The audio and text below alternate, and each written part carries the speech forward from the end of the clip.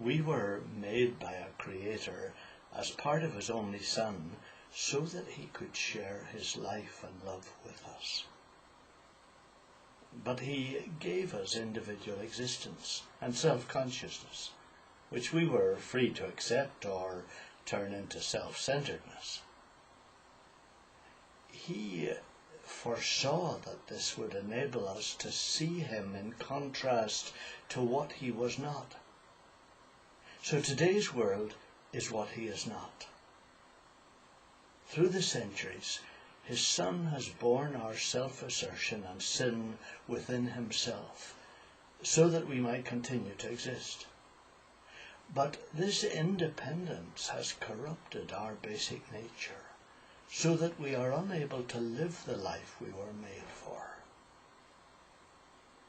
The corruption of our human nature into carnal nature can be diagrammed in many different ways. But one way that shows our fatal dependence on the world instead of its Creator looks like this one that you see before you. We were meant to trust and depend in our innermost selves, our spirits, on the love of our dear Creator. His care would give us the security, significance and happiness of His love, as we live close to Him in the communion of daily friendship. So He would give us intuition to guide our lives as we develop the earth's resources, while our consciences would constrain our wills to govern our minds to understand the Creator's directions. And our emotions would supply the dynamic to express His joy in His creation. In this inside to outside movement of life from our Maker to His world, we ourselves would become more like Him in inner character.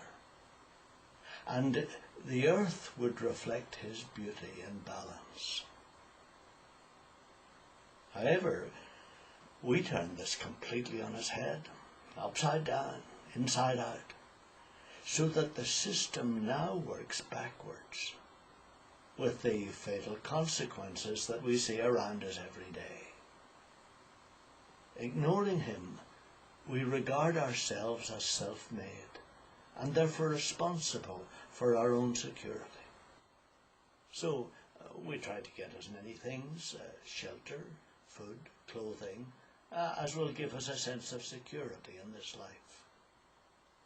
As we see the billions of other human beings around us, we feel our own smallness and unimportance.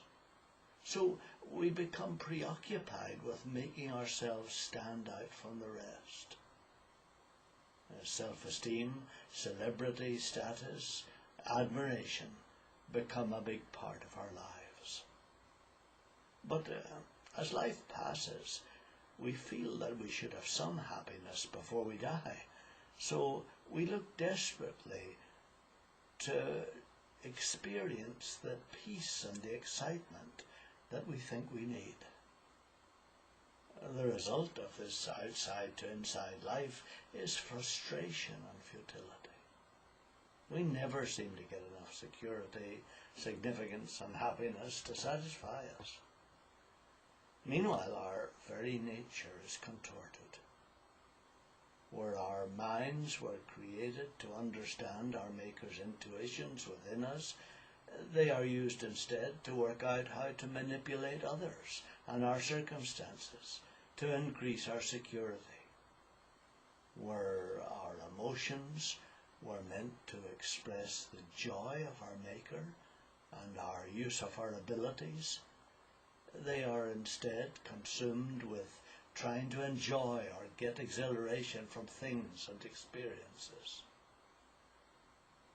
Where our wills were meant to direct our minds and actions as they were constrained by our consciences, they become passive and enslaved to the needs of our bodies and emotions. Our Maker foresaw this total corruption of our natures before He made the world. When He created us as part of his only Son,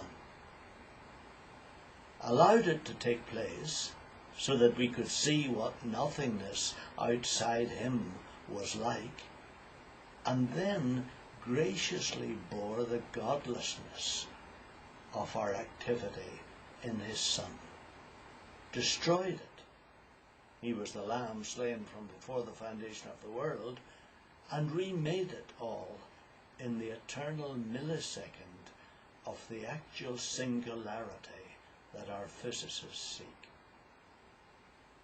This moment in eternity, where 1,000 years are as one day, is now being replayed in slow motion in our present world, so that we can know it and experience it. So let's begin in these coming days to receive from our Maker the reality that he has wrought for us.